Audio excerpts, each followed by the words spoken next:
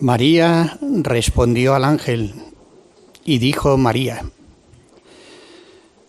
Saludo con afecto a los responsables, Camino Itinerante, el equipo itinerante del Camino en las diócesis de Cádiz, Ceuta y Jerez, a los responsables también de toda Andalucía, a los que pusieron las primeras semillas y permiten que hoy recogemos este fruto abundante, a los hermanos presbíteros, al señor alcalde, concejal, con gratitud por la hospitalidad, hermanas y hermanos todos en el Señor. Con toda la Iglesia estamos en el camino del Adviento y no es la primera vez que nos encontramos con el pasaje evangélico que acaba de ser proclamado. Lo encontramos no hace mucho en la solemnidad de la Inmaculada Concepción de la Virgen María. Lo volveremos a encontrar en el último domingo, el cuarto de este tiempo que nos hace desembocar en la celebración de la Navidad. No se cansa la Iglesia una y otra vez de invitarnos a poner nuestra mirada en María Santísima y de forma muy especial en este pasaje que transmite el evangelista San Lucas. Aquí, en el relato de la Anunciación, tenemos escuela de vida, de santidad, que no debemos nunca abandonar, porque todo en él es lección de vida eterna. Me detengo simplemente en este detalle, a la palabra abundante del ángel que habla en nombre del Señor. Refiere el evangelista cómo reacciona María. Respondió María al ángel, hemos escuchado, y dijo María. Para que la respuesta se pueda producir, primero es la apertura a la palabra de Dios, disponer de tal manera la vida que cuando el ángel, llevando la palabra del Señor, irrumpe en ella, pueda ser reconocido como portador de la palabra con mayúsculas. Y así, porque María primero escucha, puede después acoger la palabra de Dios y responder, no transitoriamente, sino poniendo en ella toda su vida. Hágase en mí según tu palabra. Hoy damos gracias a Dios por 50 años del camino catecumenal, lo cual implica haber cumplido la enseñanza que María nos ofrece, porque ha habido quienes han estado atentos a la palabra de Dios, la han acogido presentando con honestidad la dificultad que puede suponer recibirla sin condiciones y han contestado generosamente. Hoy vemos el fruto acrecentado de aquella siembra. Permítanme simplemente, en torno a 3 expresiones que Juan de Mena ha ido utilizando, llenar de contenido la acción de gracias a Dios. Importante caer en la cuenta, nos encontramos en el día en que la Iglesia repite constantemente las palabras de San Pablo: alegraos, os lo repito, alegraos, porque el Señor está cerca. Como anticipándose siempre, el Señor nos invita a una alegría que hoy se extiende también por este 50 aniversario. Las 3 expresiones con las que quiero llenar de contenido mi agradecimiento a Dios por vosotros son Concilio Vaticano II, iniciación cristiana y evangelización.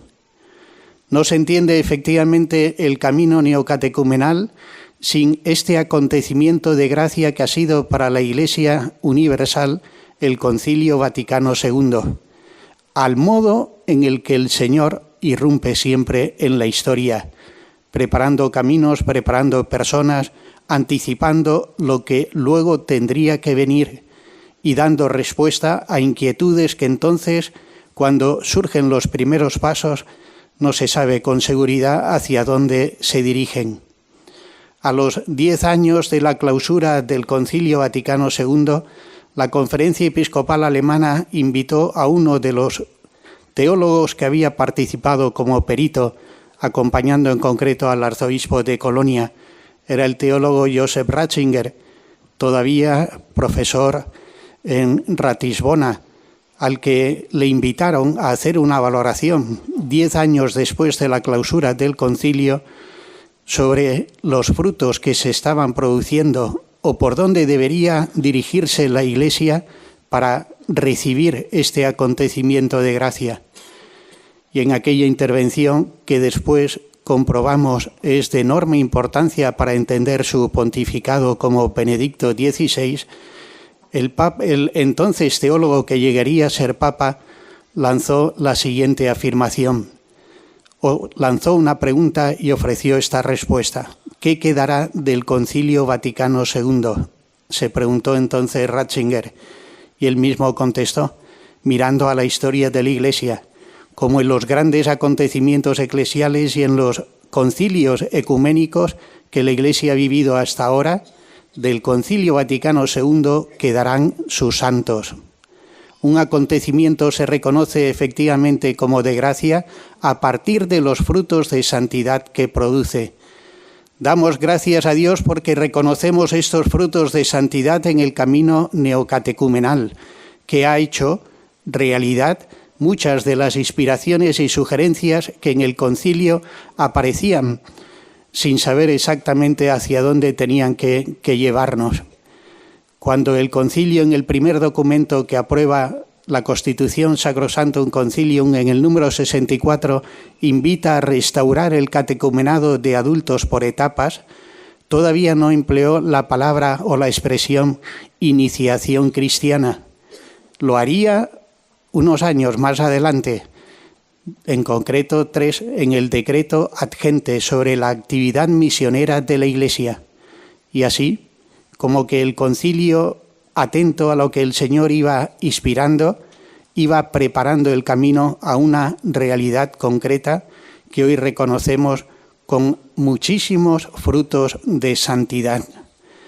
¿Qué quedará del concilio? Se preguntó entonces Ratzinger. Los frutos de santidad. Lo que hemos de custodiar es siempre la obra de la gracia, y esta obra el Señor nos la ha regalado en su palabra. María Santísima es modelo de escucha de la palabra de Dios.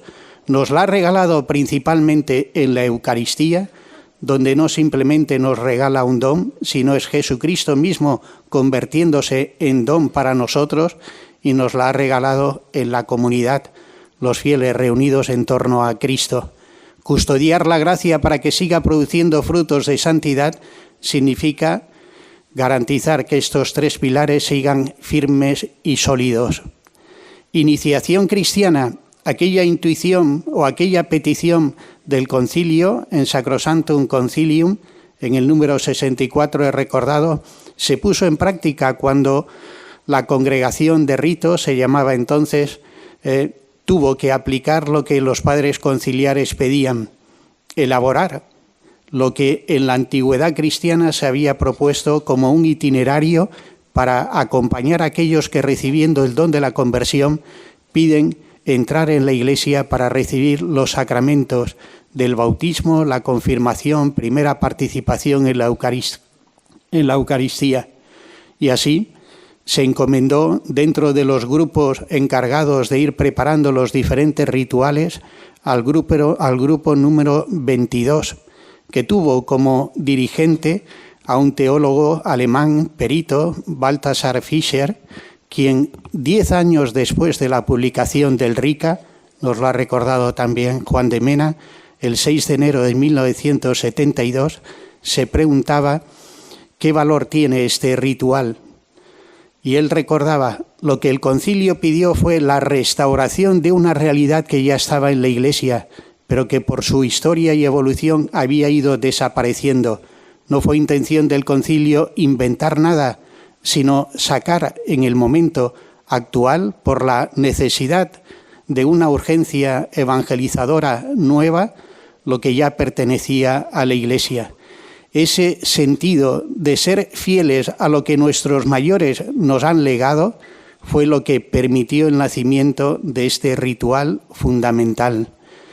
Oí de viva voz explicar a Kiko Argüello lo que antes había leído en el relato que él ofrece de su propio camino interior que le lleva, acompañado de Carmen, del padre Mario, a la creación del camino neocatecumenal, cómo cuando acudieron ellos a la congregación de ritos se quedaron sorprendidos el equipo que trabajaba con este teólogo, Baltasar Fischer, porque ellos le presentaban hecho vida lo que entonces estaban elaborando a partir de fuentes de la antigüedad cristiana. Una vez más, el Señor siempre se anticipa. Hoy resulta cada vez más habitual entender la expresión iniciación cristiana, pero no es una expresión que haya llegado aún a todos. Pido al Señor que en este 50 aniversario surja el deseo renovado de transmitir a todos con la propia experiencia antes que con lo que uno aprende en los libros, que necesitamos dejarnos acompañar por nuestra Madre la Iglesia para vivir íntegramente la gracia bautismal, la que se nos dio mediante los sacramentos y la palabra que nos transformaron, introduciéndonos en la vida de Dios, haciéndonos miembros de la Iglesia y portadores del Evangelio en medio de nuestro mundo. Una de las señales inequívocas de que es incomprensible la realidad del camino sin el Concilio Vaticano II se concreta precisamente en la realidad de la iniciación cristiana. El último directorio para la catequesis, publicado en el mes de marzo del año 2020, insiste justamente en que toda la actividad catequética de la Iglesia ha de ser de inspiración catecumenal. De nuevo encontramos en la realidad del camino neocatecumenal una manera concreta de vivir aquello que la Iglesia está proponiendo para todos, incluso más allá de los que participan en sus propias comunidades del itinerario propio de esta renovación de la gracia bautismal. El apostolado de la iniciación cristiana sigue siendo especialmente urgente y veo en los miembros del camino neocatecumenal personas especialmente aptas para ir cumpliendo este apostolado. Y la última palabra, evangelización. También lo recordaba muy bien Juan de Mena en su presentación. Había afirmaciones que hace 60 años nos parecían incomprensibles. Aquella inspiración, aquella palabra recibida de la Virgen María a Kiko, se fue concretando con el tiempo. ¿Quién pensaba que en países de vieja cristiandad íbamos a vernos tan sacudidos y tan heridos en realidades que pensábamos intocables, como la familia, el derecho a la vida desde el primer instante de su concepción hasta el último aliento vital, la relación dentro de la comunidad cristiana con un sentido evangelizador, la disponibilidad para llevar el Evangelio no solo por religiosos o sacerdotes, sino por todo bautizado. Y hoy nos encontramos teniendo que cumplir aquello que el Papa Francisco le gusta con tanta insistencia proclamar. Recordando también al Papa San Pablo VI, la Iglesia existe para evangelizar. El camino neocatecumenal es una gracia, sin duda, del Señor a la Iglesia para impulsar una nueva etapa evangelizadora. Y esta nueva etapa evangelizadora sabemos que tiene un rasgo característico. Así lo recordó el Papa el 6 de mayo del año 2016, cuando recibió el premio Carlomagno. En el discurso, al recibir este premio, lanzó preguntas destinadas a sacudir la conciencia de los dignatarios europeos que entonces le acompañaban. ¿Qué te ha pasado, Europa?, preguntaba el Papa. ¿Dónde está la Europa de los artistas, la Europa de los letrados, la Europa de los judistas? Y preguntándose esto, invitaba a construir un nuevo humanismo para Europa, para hacer una propuesta concreta. En esta tarea de construcción de un nuevo humanismo, ¿qué misión corresponde a la Iglesia? Y el Papa respondía, la de siempre, la que Cristo le ha encomendado, que no es otra que evangelizar. Pero añadía un matiz, lo cual implica en el momento presente salir al encuentro de las heridas de nuestros contemporáneos. Bien lo sabemos, pienso todos los que estamos aquí por propia experiencia, que solo si nos dejamos curar por el amor infinito del Señor, si tenemos la honradez y humildad de presentarnos delante de Dios necesitados de su gracia, reconociendo nuestro pecado, podremos llevar a otros el bálsamo de la misericordia divina. y de esto estamos especialmente necesitados. Otra de las señales inequívocas, a mi modo de ver, de que el camino neocatecumenal es un don de gracia para la Iglesia de nuestro tiempo, es haber renovado la percepción de las misiones. Ya no son solo los religiosos, los consagrados, los sacerdotes, los que entregan su vida a llevar el Evangelio donde nunca antes se ha proclamado, sino familias, algunas de las cuales se encuentran aquí, que reconociendo que esto es una exigencia del propio bautismo, dejan todo, seguridades, comodidades de este mundo, para dar testimonio de que el Señor nos cuida siempre. En la misión el Señor no abandona a aquellos que más arriesgan y se muestra especialmente solícito con los que con más generosidad hacen entrega de la propia vida.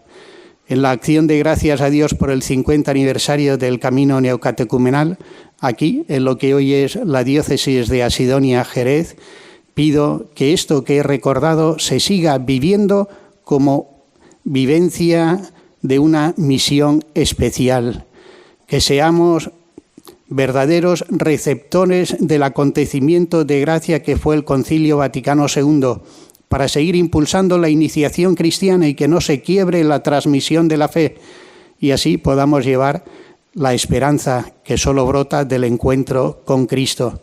Estamos a las puertas de la celebración de un año jubilar que por voluntad del Papa Francisco va a estar centrado en la esperanza. He recordado ya una anécdota vivida antes como obispo auxiliar en Getafe. Al hablar con religiosas que se ocupan de la pastoral penitenciaria, le preguntaba a una de ellas, en concreto del centro penitenciario de Valdemoro, qué es lo más difícil al trabajar con los reclusos.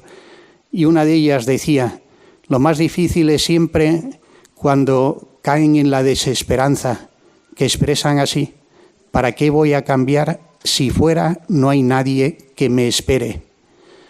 Al escuchar estas palabras recordé otras del Papa Benedicto XVI en su segunda encíclica, donde con palabras sencillas explicaba lo propio de la esperanza cristiana, afirmando, podemos esperar porque al final de nuestra vida sabemos que hay quien nos espera. La seguridad de sabernos esperados por el Señor no solo nos permite vivir con esperanza, sino llevar esperanza a todos. Es necesario seguir siendo portadores de esperanza para nuestro mundo. Vivamos este jubileo que nos regala la Iglesia, no solo para dejarnos transformar por el poder de la misericordia divina, sino para seguir cumpliendo la propia vocación en el camino neocatecumenal a los que el Señor aquí llama, para llevar el Evangelio que es siempre portador de esperanza, ahora y siempre. Y sigamos aprendiendo de María Santísima. Por eso en esta tarde y en cualquier momento de nuestra vida, nada sin María, todo con ella. Que así sea.